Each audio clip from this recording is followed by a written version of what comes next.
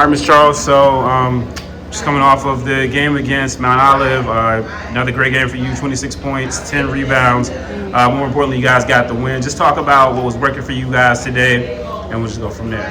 I feel like what's working for us was playing as a team for real. I feel like sometimes we be playing a little selfish, want to do our own thing. But I feel like just working as a team, we had a lot of assists today, so that really helped out. So just working as a team. Yeah, no doubt. You guys are on a 10-game winning streak. The last time the programs had that type of streak was 2012. So you're probably a very young lady.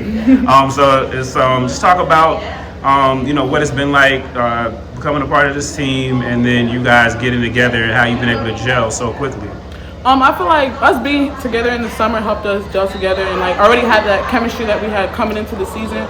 But also just us, we don't want to lose. So I feel like we've been down plenty of times throughout the season, and we just have that dog in us to just keep fighting and winning. So. Yeah, your last game, I know you guys were down quite a bit, and you were able to come back. Just talk about on the road, and you guys have played a lot of games on the road. Just talk about that, maybe what you learned from that, as well as the Lincoln game where we're in a battle for a lot of that as well. I just feel like our starts were just pretty bad, so we trying to fix it. We didn't start the best today, but we came back and we just from there we went up with it. So we just got to keep fixing our starts. All right, what's going to be the key for you guys? Continuing, coming back from the break and continuing to pick up kind of where you guys left off. Just our focus for real. Just making sure we're all locked in, knowing we're going into CIAA play. Just know we got to stay locked in. Awesome. Thank you so much. I appreciate you. Let's get at the stats from the game today, but like you said, coming off a couple games where you faced a lot of adversity.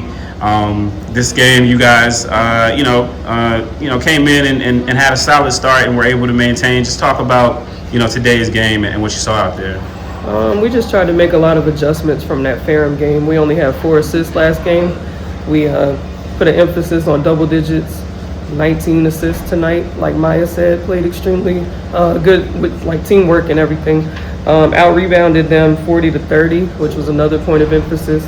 And we wanted to keep under 15 turnovers, which we got right at 15, so I'll take it. But just made some adjustments off of what we saw from that last game with Ferrum. We knew that because Ferrum packed the paint on us, they'd probably try to take a similar approach. So basically just adjusted out of it. And you started the CIAA season out on 2 road games up north. Obviously, you've been through the league, so it's not new to you. But this is this group of young ladies hasn't been playing together long in terms of game time. Mm-hmm. Talk about how important that trip was for you guys, maybe setting the tone and getting everyone a chance to see what it's like in CIAA play on the road. Yeah, it was extremely important because I just came from the north. And of course, there's some very tough opponents. Bowie always does a great job. Sade always does a great job defensively, especially. So it was good to see that we could compete with them, defensively. And some of them didn't quite understand how physical the CIAA is, but I think they got an eye opener. And maybe, Lincoln came out playing hard and aggressive. And I'm glad they did because that helped us adjust moving forward. Sometimes you need that. Didn't like it, but sometimes you need it. Right. And, obviously, Maia is one of the young ladies you brought down with you. And obviously, the league knows what she can do from last year. How has her game expanded this year? And what's her role? How has her role evolved on this team so far for you? Well, Coach Dill is instilling a lot of confidence in her. So we're starting to see her make different moves under the basket, take it off the dribble more.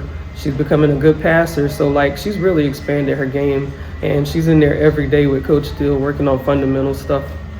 Yeah. And then you have on the other end of the spectrum, you got Miss Mack, who's been here, and she seems like she's really kind of finding her way with you guys and fitting in her role. What has it been like, just integrating her into your system, and what does she bring for you guys that excites you guys? Yeah, J Mack is one. I've always loved her game. As a coach on the other side, I've always loved her game. I always worried about her defensively. She is tenacious on defense.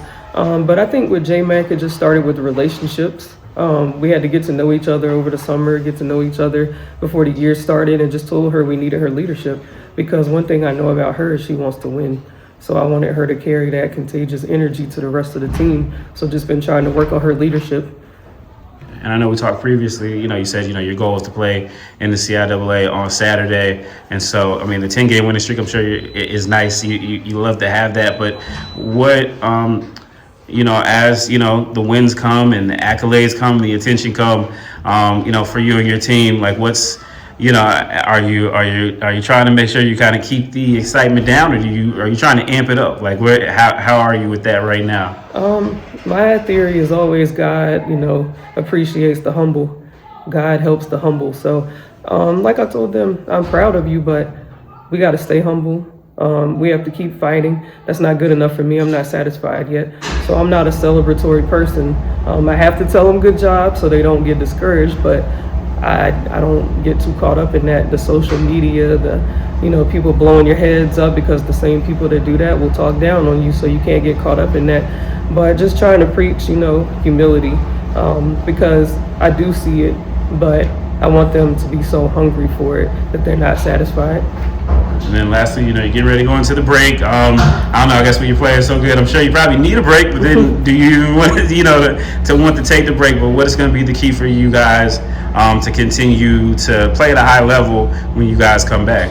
Yeah, I mean, we do need the break, but I hate them at the same time because it kills momentum. But, when you keep building mental toughness and try to keep preaching championship mentality, you expect your players to be in the gym over the break. You expect them to be watching film and getting better, seeing how we can improve. When we get back, we're getting right to it. Like, we're just going to act like we never left. So tough practice is coming. We never stopped. But hopefully, with this group, because we are doing well, I hope that they use that success to fuel them to go even harder. Because when you win, you have to do more. And I hope they understand that.